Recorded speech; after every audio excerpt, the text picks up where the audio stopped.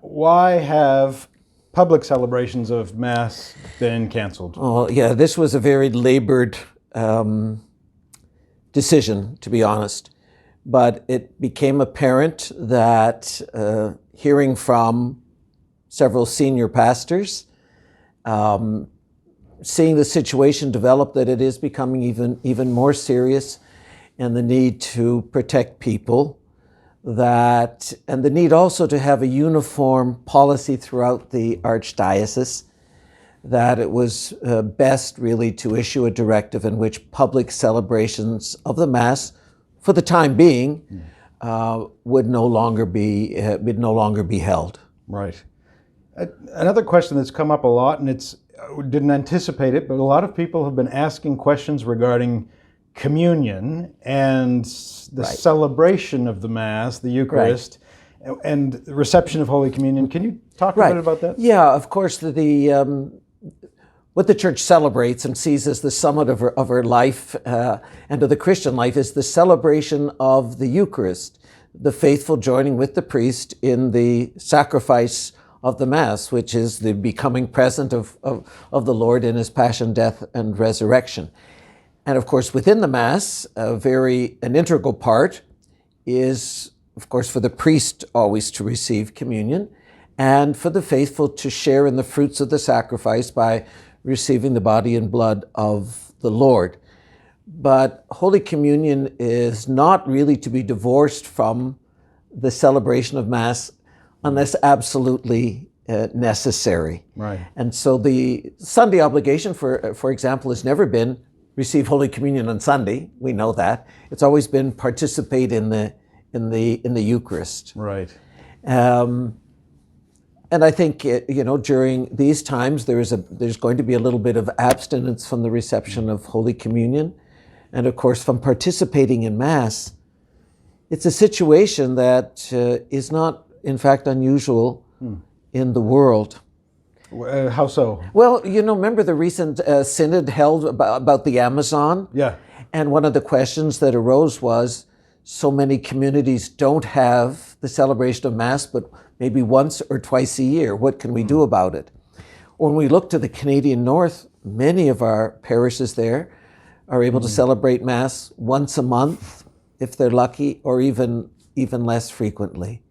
We've been blessed in Vancouver that every parish has a priest, and we've been able to celebrate Eucharist daily, and God willing, we'll return to that. But so it's just unusual for us. It's very unusual for us, and very sad for us, because we've come, I think quite rightfully, to depend upon our daily bread. Yeah. Now, what about the other sacraments? People will be curious about, for example, people have weddings that are planned. I think the directive is about public celebrations of Mass. Of course, the couple at the parish, we still have limits of gatherings for people that are restrictions of public authorities to 50. Right. It is possible for them to have Mass at a parish if the pastor deems that this is possible in the circumstances of his parish. Right. If not, of course, they can always be married without a Mass. Right. So things like marriages, baptisms. Baptisms, I think, of course, in case of emergency, baptize right away. Yeah. But I think the notion of having several baptisms at the same time with multiple anointings, which would involve, the priest sanitizing his hands constantly throughout the celebration, probably makes it less dignified and so I think we can wait for that. Right. But in any case, in any emergency, if there's any danger to the child, of course, the child is presented for baptism and happily baptized. Right. Confirmation. Confirmation. Now, confirmations in this archdiocese are celebrated either by me or by Bishop Monroe, and occasionally maybe by the pastor. All confirmations that were scheduled until the end of April, those in fact have been postponed. Okay. Likely the ones in May will be postponed, at which time we will say, whenever the restrictions are sort of lifted to have more than 50 people gather, the pastor will be delegated to celebrate confirmation with the people in his parish. many parishes have more than 50 children being confirmed and with sponsors. So a lot of that the timing will depend on public health. I presume the same is true of First Holy Communions. First Holy Communion in some ways are easier because there have always been parish events. Right. And they've been scheduled usually in May and sometimes a little bit into June, because the children will not be in school and often need preparation, just how to do it because they're little. Yeah. It remains to be seen whether that might be that could even possibly be postponed until they're back in school in September. The problem with confirmation, so many of our school children leave the Catholic system. Yeah. And so to retrieve them is more difficult. Right. For the little ones, we'll see. It could be possible. Yeah. Now, what about funerals? Funerals would be similar to baptism or to I think they're weddings, and to they're weddings. Private events. They're private events, and it depends really upon the circumstances of the local parish. Right. Always observing whatever gathering limits are put in place by Ministry of Health and so on. Last question on one of the sacraments is related to how people are concerned for their parish priest, which is wonderful. Right. They are. About their contact with the sick, but in particular last rites. How is that handled? Well, for the anointing of the sick, of course, we won't have large-scale anointings. No. Yeah. For example, last week at St. Bernadette's during the parish visit, there's usually an anointing, and we didn't do it. But for anointing of a sick person in the home or in the hospital, there are just ways to do it. The priests kind of know that, how you dip only once and do the anointing, for example, on the forehead and the hands without re-dipping. And then sanitize before and after. Right. So it can be taken care of. There are other kind of liturgical things that are. Another question that people are asking about is Easter and Holy Week. What's going to happen? The holiest week of the year, when the most people come to Mass, and it's a celebration that has marked our lives as Catholics from the beginning. Unfortunately, one imagines that the same restrictions will be in place, that public Mass, including from Palm Sunday through Holy Thursday, the celebration of the Passion, the Stations of the Cross, the Vigil, Easter Sunday morning will be very different. Yeah. The ceremonies will proceed in a parish with the pastor and a small group of servers and so on, so that the Mass always continues. That we're not canceling Holy Week. That can never be canceled. That's Holy Week.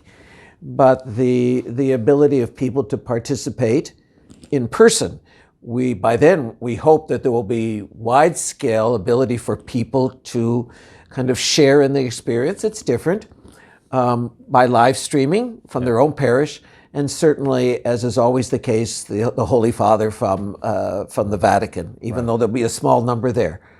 But it's going to be under these same restrictions, sadly, very sadly. Currently, for many people, and I think especially many of our more senior parishioners, they're finding it very particularly difficult that they can't now go to Mass. They've maybe gone for many years. Oh, I'm sure so many of them, this is the backbone of those who go to daily Mass are senior citizens and elderly, and those who give so much of their time and everything to our parishes. They're our best volunteers, and they feel this most acutely. Yeah.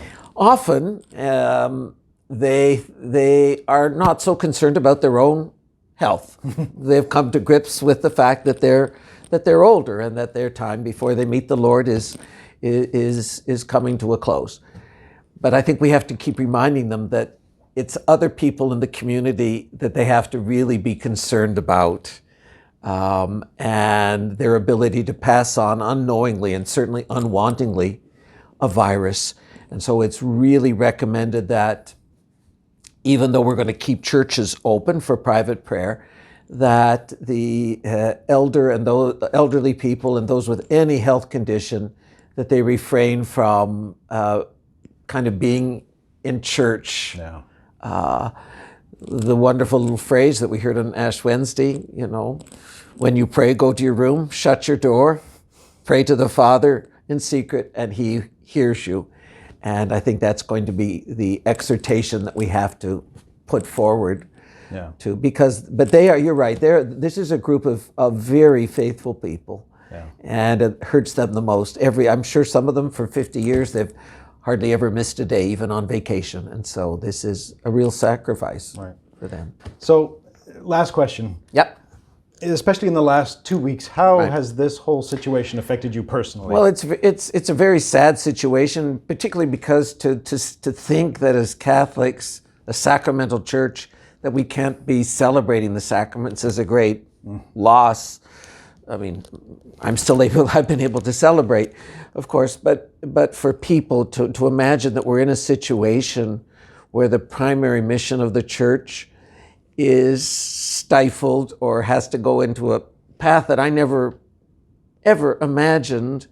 I've imagined a lot of tough scenarios, and we've had others, but never that we would not be publicly offering Mass in our churches. Yeah. Any last words for all of us as we are? Well, it's a call. It's a different kind of Lent, and this is when the sacrifices that we probably proposed for ourselves at the beginning probably now are a little trivial, if I may say so, in light of what is being asked of us and the sudden change of what it means to be, to pray, to fast, and to do works of charity. Great work of charity now is, if one can imagine, social distancing.